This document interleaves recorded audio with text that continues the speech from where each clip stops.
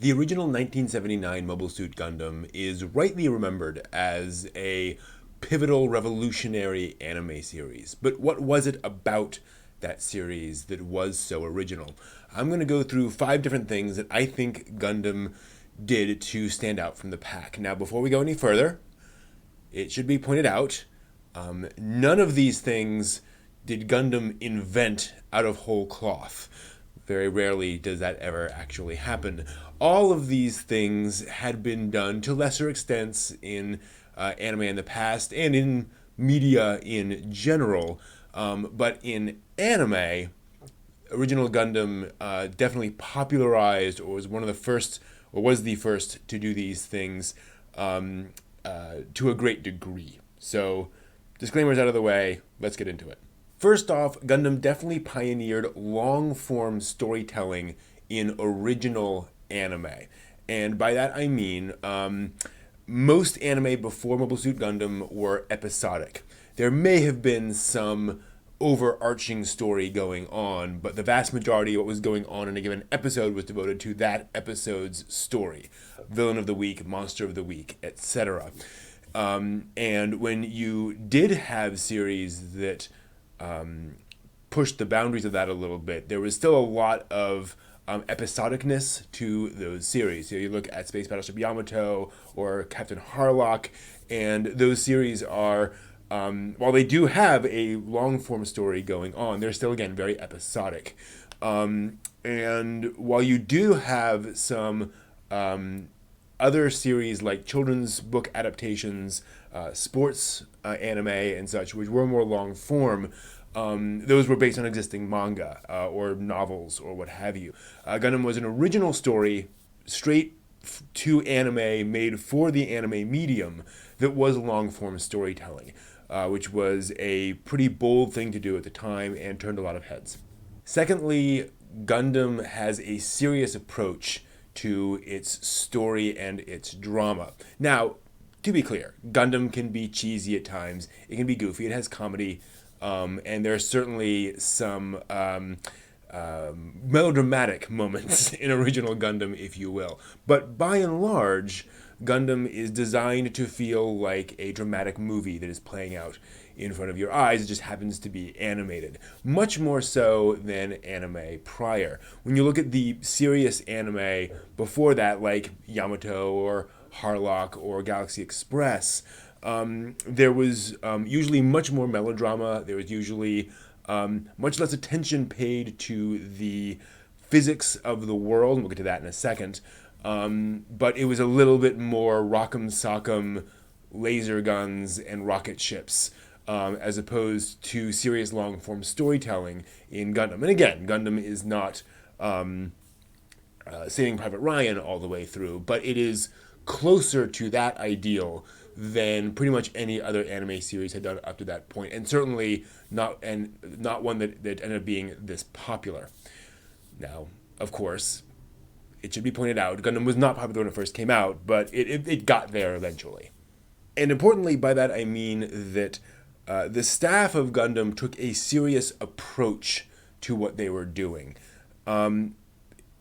Not simply that they were serious all the time, the characters were always serious and dramatic, but that there is a cinematic quality to original Gundam.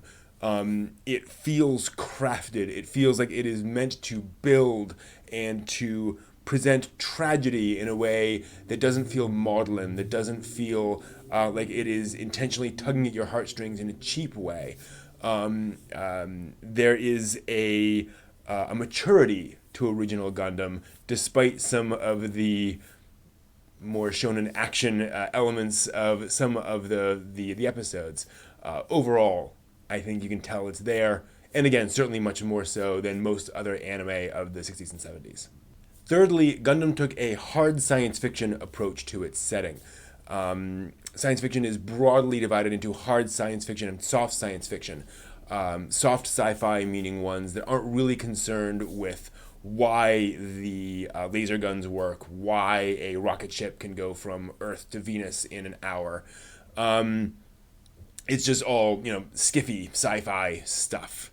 Hard science fiction will have a certain number of fundamental scientific developments that are not necessarily explained in full, but within the restrictions of its science, it does not wander outside of those walls. In other words, the restrictions of the way that those weapons work, the way that the engines work, all those things, the implications of Minovsky particles, and the trade-offs of those are all realities of that universe that don't just get hand-waved away when the writers want the enemy to win or the hero to win. And again, you don't really see this in Captain Harlock or Yamato or other series. Yamato is harder than some other science fiction, but it's definitely not hard sci-fi. The relative power of different weaponry in Yamato is not very well defined, whereas in Gundam, things are pretty clearly laid out. Now, there's some elements of the mecha in Gundam where a low-powered suit will do really well against a high-powered suit because that's the most dramatically interesting thing to happen in the episode. But in general, the setting is thought through, and the writers work really hard to live and work within the boundaries of that setting, which again, something you didn't really see in anime set in the future before Gundam much. Fourthly, Gundam provides complex antagonists and villains. And I use those two terms separately because a villain is evil, but an antagonist is simply someone who is set against you. They may be morally good, they just happen to be in your way. And that's the interesting thing about Gundam, is that the enemies of the main characters are sometimes very impressive people in their own way. You root for a number of the antagonists over the course of original Gundam, which is something that, again, you'll look at prior science fiction, and that definitely was not a common fixture. The bad guys were evil lizard men from Planet X out to, dominate the world, with very, very few exceptions. If there were exceptions, they were minor and rare. Whereas in this, one of the major antagonists, one of the ones that's there all the way throughout the series, has become one of the most enduring characters in Gundam, one of the most beloved ones in Gundam, and still revered and celebrated today. And in several other characters on the other side, you come to appreciate and respect, and even the ones that you don't particularly like, you understand much of the time. Characters like Garma Zabi, you feel bad for the fact that he is kind of in over his head and just kind of a fish out of water, really, which does not excuse all of his actions, but makes him a lot more relatable. And I think that's one of the key things. In Mobile Suit Gundam, the characters are to a great degree relatable, particularly the antagonists are relatable in the way that they are not in most other anime series up to this point, especially sci-fi action series. You get to understand the motivations of the enemies, and those motivations typically are not simply taking over the world and killing all humans. Heck, they're all human anyway. And again, that is one of the remarkable things, that the enemies here are just people with their own viewpoints and philosophies and perspectives, which we get to see and explore over the course of the series. Finally, and I just want to call this out, original Gundam gives us a really odd hero. Amuro Ray is not your typical shonen hero, rushing in where angels fear to tread, and I'm going to go get him, and Tai from Digimon, basically. The shonen hero, especially in mecha, was typically a young man who had courage to spare, and was all too eager to pilot the giant robot. Perhaps a little bit of trepidation here and there. Amuro doesn't want to fight. Amuro resists fighting consistently throughout that series, and he has real trouble relating to other people. He clearly has some social disadvantages there in his personality, which again, you don't see in traditional mecha heroes. They may have some,